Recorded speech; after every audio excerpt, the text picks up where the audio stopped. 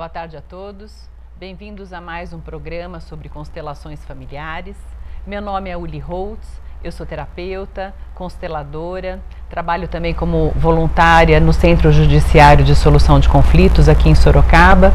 Dou palestras sobre educação sistêmica e também aulas em cursos de formação em constelações.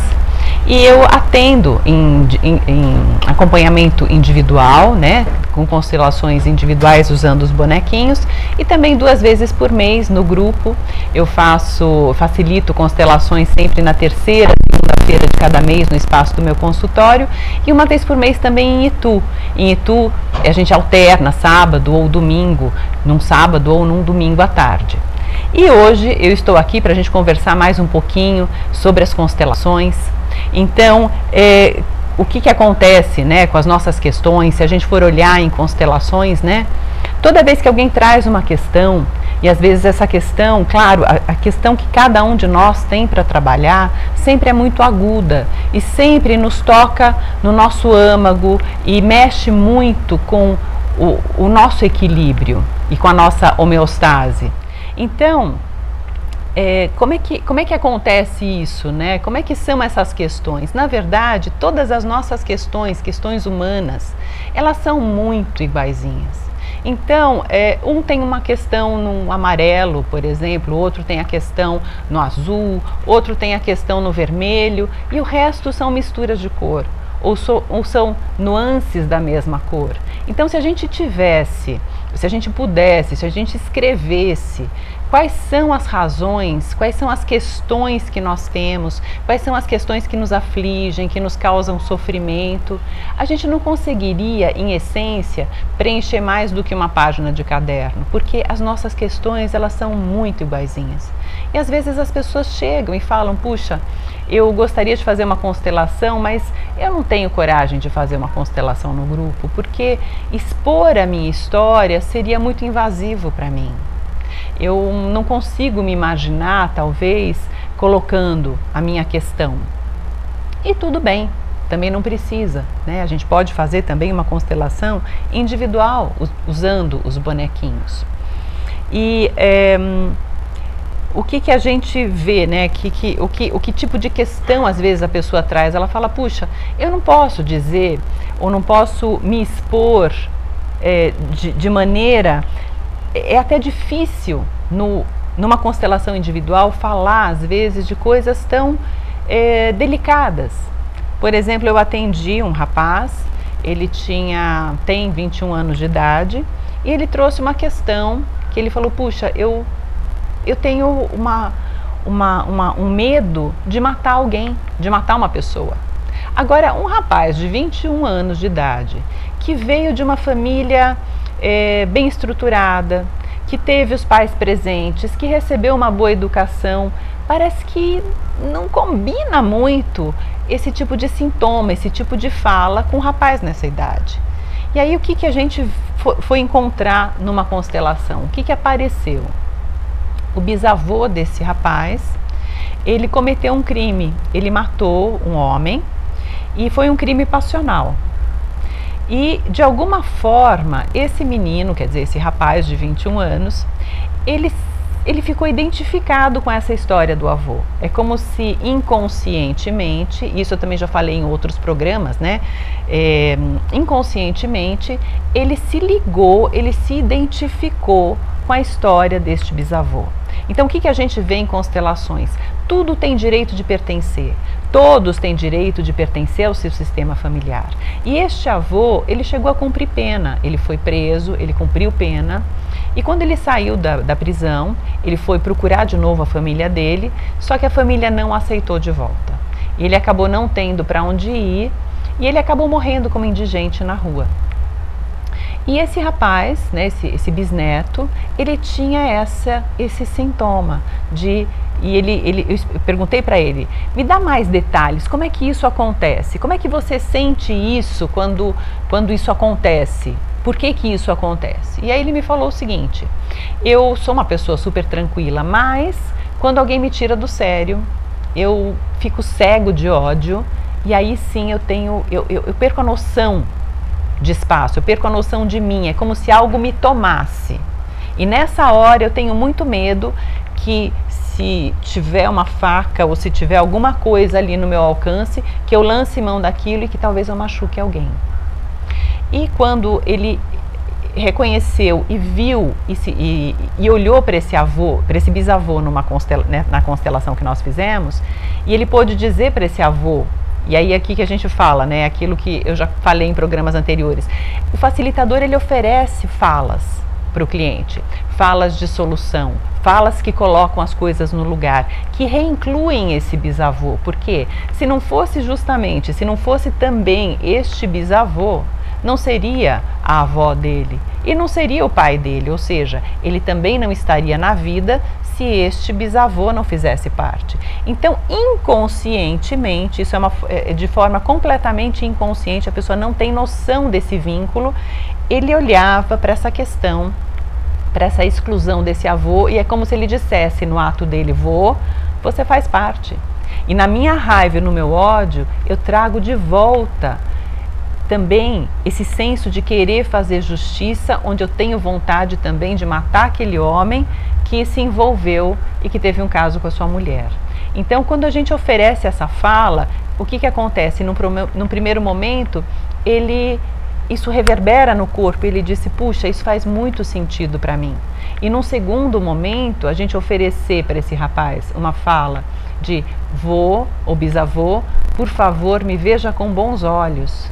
Se eu incluo você e o seu difícil, se em agradecimento a você e a tudo que você passou, no meu sim à vida que fluiu também através de você, porque eu te devolvo no meu lugar, no meu coração, o seu lugar de direito nessa família, e se eu faço diferente de você, se eu me permito fluir na minha vida com alegria e também com tranquilidade e com paz, onde eu deixo com você o que é seu e sigo daqui para frente só com o que é meu, mas em honra a você, porque você também faz parte. Então é claro que nem sempre uma dinâmica, por exemplo, de alguém que traz este sintoma tem a ver com um bisavô que matou alguém. Isso, em constelação, tem toda essa parte teórica, mas também dentro dessa parte teórica tem muitas nuances, e nem sempre uma coisa quer dizer exatamente a mesma coisa que quis dizer para um cliente anterior. Então, cada constelação traz os seus próprios conteúdos e também as suas frases de identificação, de desidentificação e de solução. Então, teve também um outro rapaz que ele trouxe uma outra história, até mais difícil para ele, né? Era um homem, 30 e poucos anos de idade, e ele falou: olha, é até difícil para mim falar sobre esse assunto, porque é muito delicado, eu me envergonho muito e eu não sei nem como dizer isso, mas quando eu vejo crianças, eu tenho um desejo mórbido por elas. Eu não sei o que acontece, eu me envergonho do que eu sinto. E eu de verdade nunca fui às vias de fato, eu nunca molestei uma criança. Mas quando eu estou na presença de crianças, eu sinto uma pulsão que eu não sei explicar e que é muito forte. E da qual eu me envergonho demais. Isso me atrapalha demais a vida e eu gostaria de resolver isso. Então, num primeiro momento, se a gente for pensar, né, a gente tem uma tendência de julgar essas coisas, né?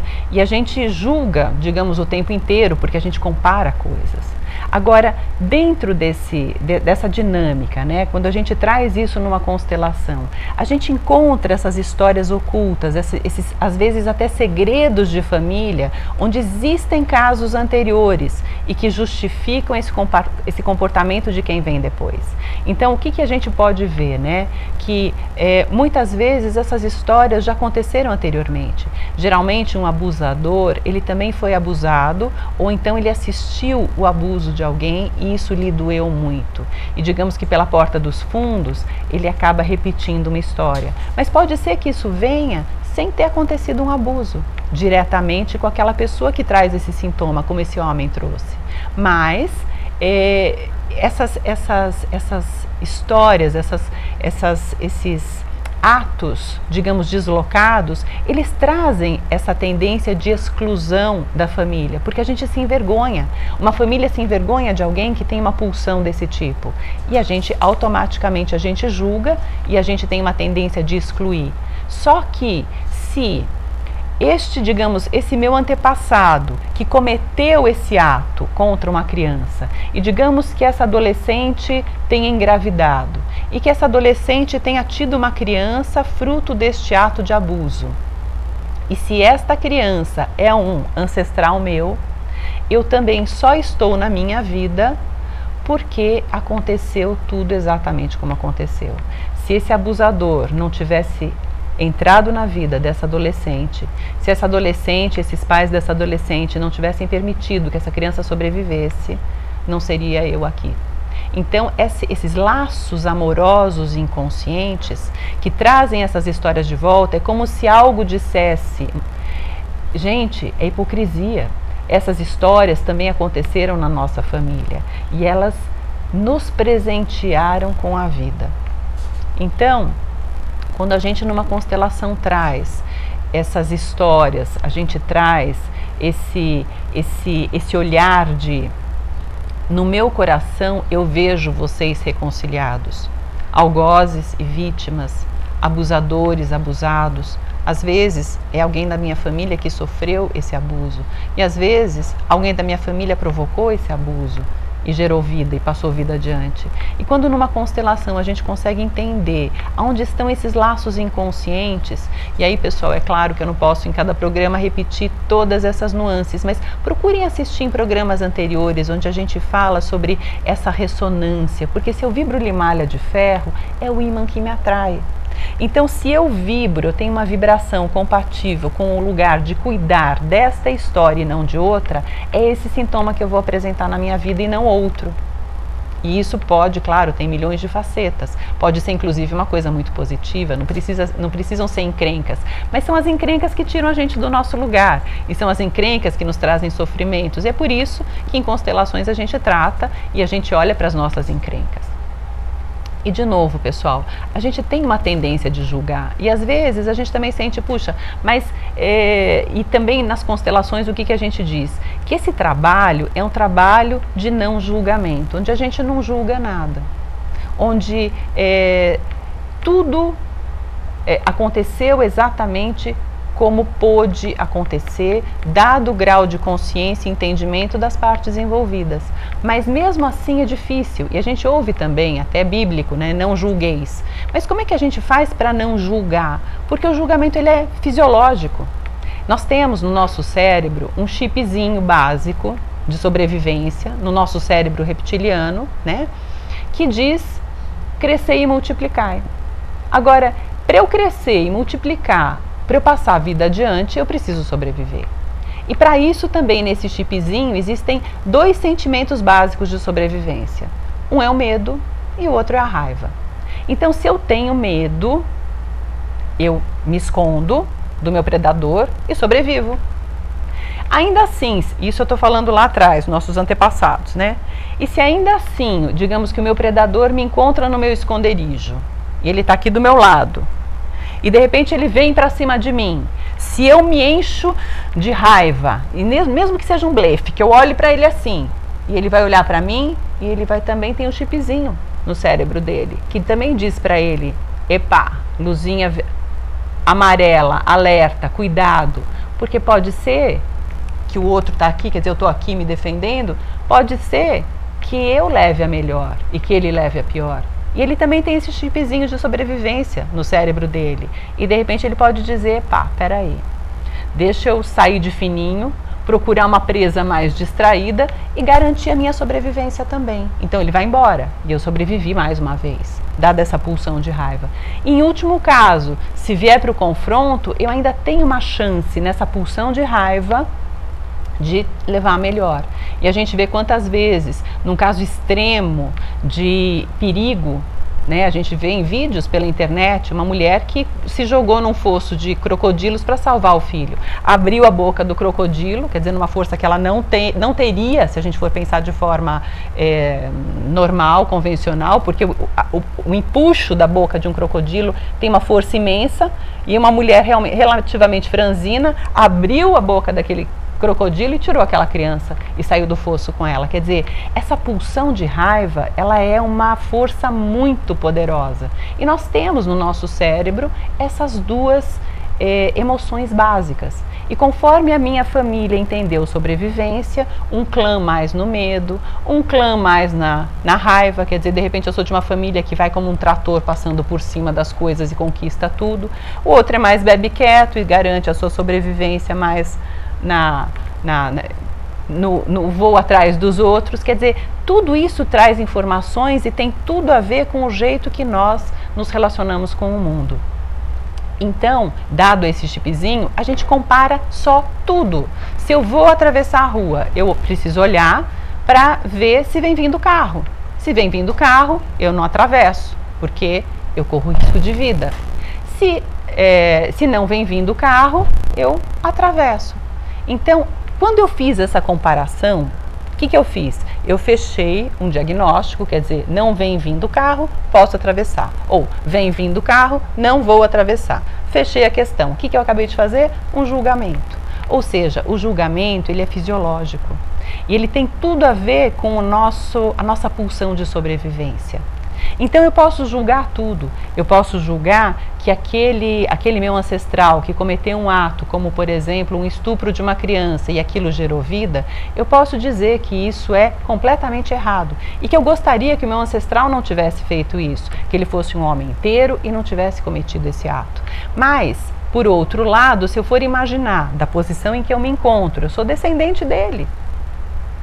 Se aquele ato não tivesse acontecido, eu não estaria aqui. Então, quando eu nego, quando eu excluo aquilo que aconteceu, exatamente do jeito que aconteceu, é como se eu dissesse para mim mesma: morra, você não deve estar aqui. Então, nessa pulsão, digamos, inconsciente de morte, eu também me encontro com essas histórias ancestrais e me ligo e me vinculo, como se algo dentro de mim dissesse: isto também faz parte. Agora, se eu tomo o difícil daquela criança, se eu tomo, digamos assim, se eu digo, eu vejo e aceito a vida que veio através de vocês, o seu difícil é dessa adolescente e a sua loucura, o seu desequilíbrio, o seu desatino desse adulto que faz uma coisa dessas, mas eu tomo isso como presente, o difícil de vocês, essa história difícil de vocês, como presente de vida.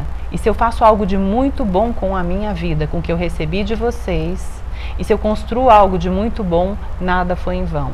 Tudo valeu a pena em nós.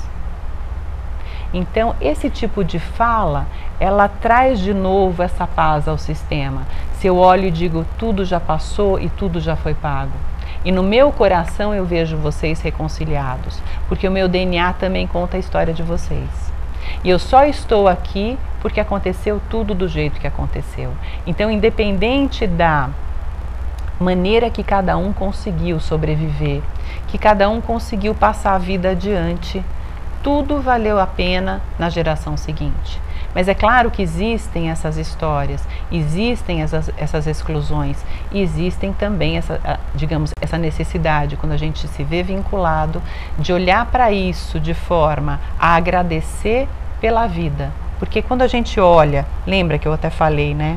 Se eu olho para alguém que matou alguém, se eu olhar só dessa forma, isoladamente, eu vou enxergar esse algoz. Agora, se eu vejo toda uma história que trouxe, que talvez esse homem foi também abusado, que ele também sofreu violência, e que tem todo um contexto, eu posso chegar à conclusão de que ele também é uma vítima, tanto quanto essa menina, onde eu vejo talvez que histórias anteriores também aconteceram, e que aqui também aconteceram histórias anteriores. onde de alguma forma, do ponto de vista da vida, que eu recebi através também dessas histórias difíceis, a vida deu certo em quem está aqui. Então, quando a gente honra tudo isso do jeito que foi, e se a gente for pensar, se a gente pensar metaforicamente em Adão e Eva, né, primeiros homens, primeiras mulheres, todos nós temos na nossa ancestralidade as mesmas histórias. Mesmo que seja com uma cor de fitinha diferente, com uma embalagem diferente, mas tudo é natureza humana. Então, tudo faz parte. Bom, pessoal, acabou o nosso tempo. Se vocês tiverem alguma dúvida, algum tema que vocês gostariam de ouvir falar dele, por favor, mandem também por WhatsApp, nesse número que aparece aí no vídeo, ou então em Uli Holtz Constelações Familiares na página. Tem também ali em Uli Holtz Constelações Familiares, naquela barra da esquerda, todos os vídeos que já foram gravados, vocês também podem assistir ali. O vídeo 1 e o 6 trazem um pouquinho da história das constelações, de como é que funciona, como é que isso funciona no grupo, quais são também as bases científicas desse trabalho. Então, eu desejo uma boa semana a vocês e até a semana que vem. Um beijo!